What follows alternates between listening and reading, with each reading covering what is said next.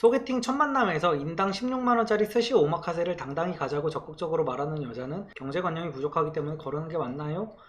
근데 여자가 그러니까 본인과 여자의 수준이 어느 정도인지를 말씀을 해주셔야 돼요. 본인이 예를 들어서 회사 또는 사람들과 얘기할 때 할 말이 너무 없어서 고민입니다. 리섭님 잡담력을 늘릴 방법이 있을까요? 그리고 밑에 것도 비슷한 질문이네요. 리섭님 25살 남자입니다. 제가 좀 진지충이라 사람들이 저한테 장난을 걸거나 정말 가벼운 말장난을 해도 재밌게 못 받아주고 대충 웃기만 해서 대화가 끊기는 일이 많습니다. 처음에는 상대방이 유치한 거다 라고 생각하면서 딱히 신경을 안 썼는데 저 말고 다른 사람들은 장난을 유쾌하게 잘 받아주는 걸 본 뒤로는 제가 사회성이 부족한 건가라는 생각이 들었습니다. 애드립을 키울 수 있는 방법이 있을까요? 이거 대부분 MBTI T형들이 I와 T가 같이 있는 분들이 이거를 굉장히 힘들어하죠. 저도 굉장히 힘들었습니다. 이게 일단은 그 스몰 토크를 왜 하는지 자체를 이해를 못하고 대체 이딴 쓰잘데기 없는 소리를 왜 하는 거지 라는 생각이 머릿속을 떠나지 않고, 특히 직장 상사들이 이딴 소리를 할 때 진짜 너무 힘들었어요. 저도 그 회사 다닐 때 제가 처음 들어갔던 그 의류 쇼핑몰의 본부장님께서 40대 남성분이셨는데 굉장히 활발하고 막 인싸 성향의 스몰 토크를 굉장히 좋아하는 분이셨어요. 되게 진짜 인간적으로 좋으신 분이었는데 저랑은 결이 좀 많이 안 맞았어요.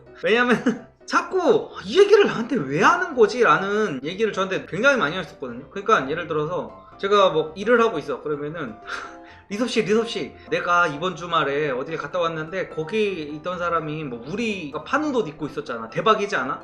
막 이러는 거야. 그러면 내가 뭐라고 그래?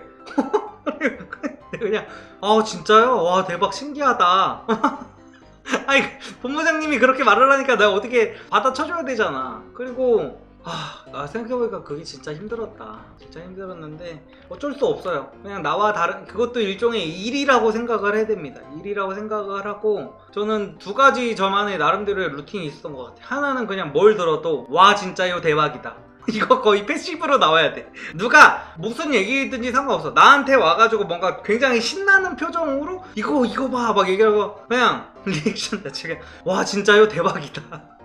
그리고 내가 뒷부분이 궁금하지 않아도 뒷내용이 하나도 궁금하지 않아. 나 이제 하나도 안 궁금하고 얘가 무슨 얘기를 하든 간에 빨리 끝냈으면 좋겠음에도 불구하고 뒷내용을 계속 궁금해하면서 질문을 계속 해줘야 돼요. 진짜요? 그래서 어떻게 됐어요? 와 진짜요?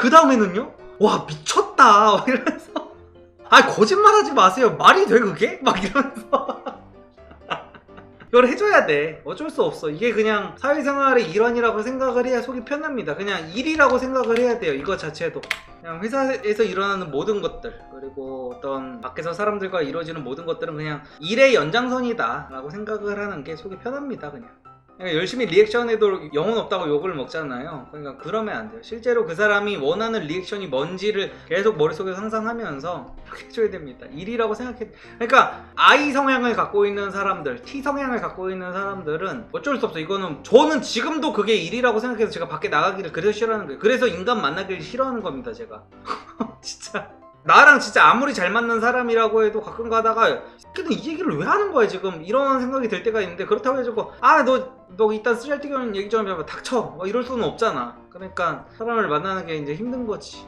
아무튼 간에 이것도 다 일의 일부분이라고 생각하시고 자기만의 루틴을 만드세요. 자기만의 루틴. 여자 만날 때 여자 만나는 멘트만 고민 좀 하지 마시고 이렇게 회사 생활할 때 자신만의 멘트 같은 걸 좀 만드세요. 그리고 이거 리액션을 할 때 막 또 유부남이든지 총각이든지 막 이런 거에 따라서 또 리액션이 갈리기도 하는데, 보통 어른들 같은 경우에는 자식 칭찬을 해주면 굉장히 좋아하고, 그리고 또 솔로인 경우, 솔로 남성인 경우에는 인기 많으실 것 같은데요. 누가 봐도 인기 없어 보이는 노총각한데 에이 누가 봐도 여자 안 만나시는 건데 눈이 너무 높으신 거 아니에요? 말도 안 돼 막 거짓말하지 마세요 막 이러면서 카톡 열면은 막 여자들한테 카톡 쌓여있죠 솔직히 막 이러면서 근데 중요한 건 누가 봐도 없을 것 같은 사람한테 이렇게 해줘야 되는 게 중요한 거예요.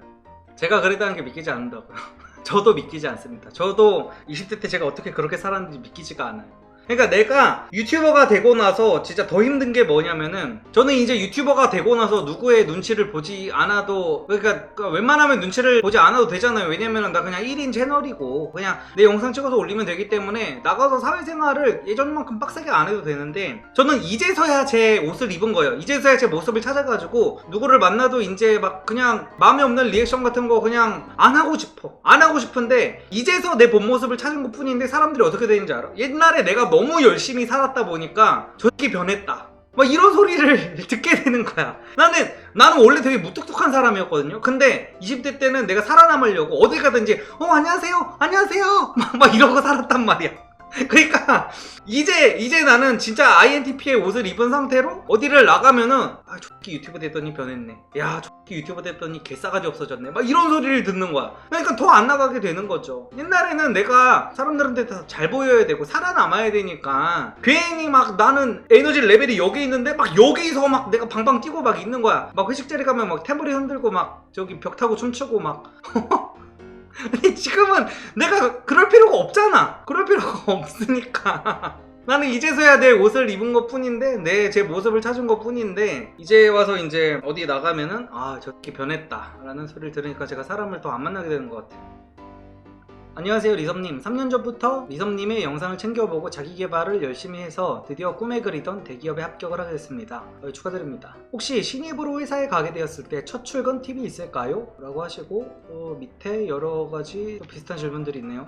2학년 때 전과를 하게 됐는데 학업적으로나 친구 인간관계나 적응 잘하는 법 알려주세요. 그리고 또 다음, 혼자서 새로운 무리에 끼게 되었을 때 적응을 잘하려면 어떻게 해야 될까요? 라고 하시는데, 이런 질문들 굉장히 많아요. 뭔가 다수의 무리에 나 혼자 끼게 됐을 때 어떻게 하면 좋을지, 여기에 대해서도 되게 굉장히 겁도 많이 내시고 한데, 저는 아르바이트를 많이 해봤다 보니까 이런 거에 대한 그런 거는 아예 없는데, 왜냐면 아르바이트 같은 경우에는 내가 항상 일을 하고 있는 사람들 사이에 끼는 거였기 때문에 10대 때부터 저는 그런 거를 굉장히 많이 했었어가지고 그런 거에 대한 떨림이라든지 두려움 같은 게 아예 없는 지경까지 이르기는 했는데, 제가 한 가지 팁만 딱 드리자면은, 처음 어떤 무리에 가게 됐을 때, 그리고 회사를 처음 들어갔을 때, 소개팅 할 때도 마찬가지다. 소개팅 할 때도 처음에 밝은 모습을 억지로라도 한번 딱 보여주는 게 중요합니다. 밝게 인사를 처음에, 내가 그런 사람이 아니더라도, 저는 어떤 회사를 갈 때마다 무조건 그랬거든요. 안녕하세요 저 오늘 처음 출근한 누구누구입니다, 안녕하세요, 이렇게 인사를 하고 다니잖아요. 내가 이런 사람이 아니어도 그러면은 내가 처음 보여준 모습을 사람들한테 일치시키려고 하는 그런 게 있어요, 사람이. 그래서 내가 첫 모습을 막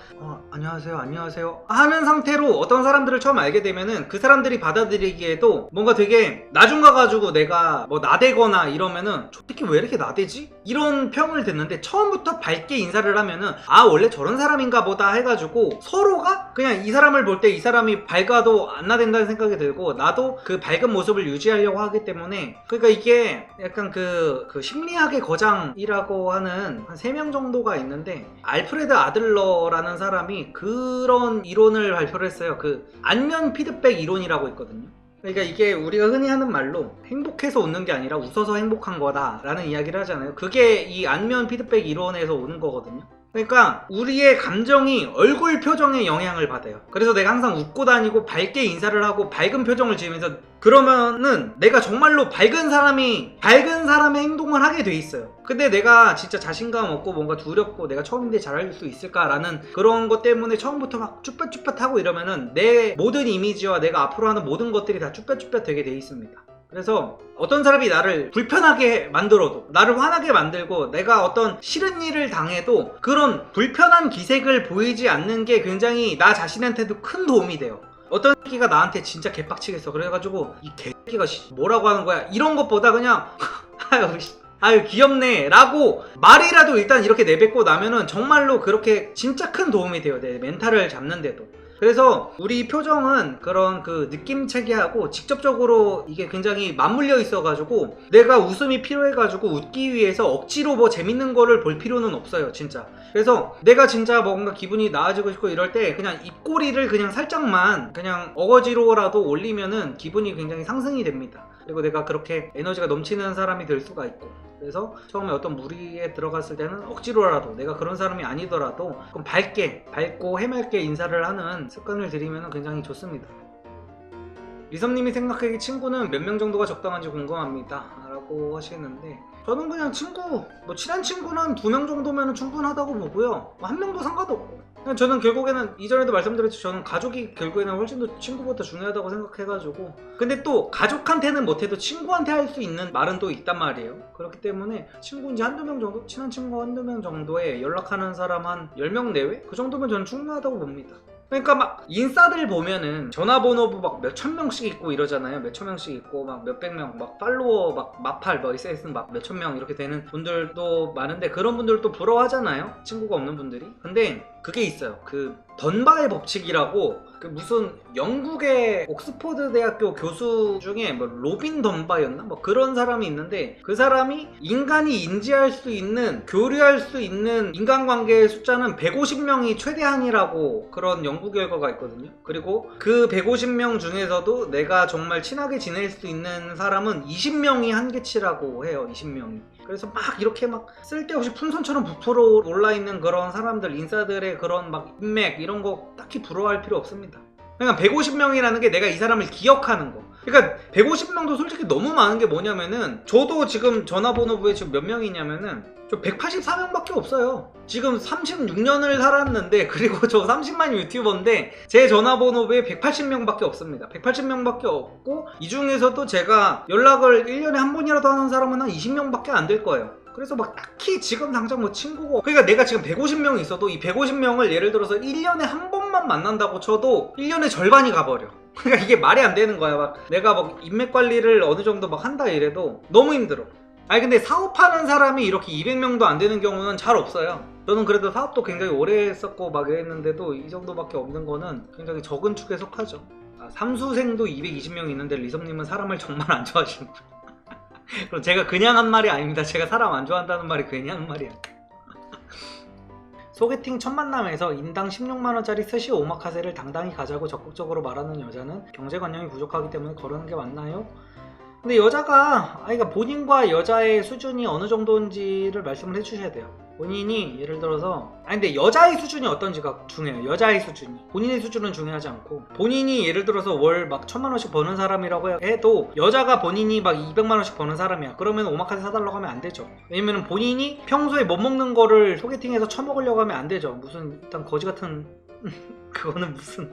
근데 여자도 본인이 막 1000만원, 2000만원씩 버는 사람이야. 그러면은 평소에 내가 스시 오마카세를 먹으니까 남자의 경제력도 다 안다는 전제하에 충분히 가자고 할 수도 있죠. 근데 둘 다 무슨 회사원이고 일반적인 직장인이고 이런데 10몇만원짜리 스시 오마카세를 소개팅 첫 만남에 가자고 그런다? 제정신 아닌 여자 맞습니다.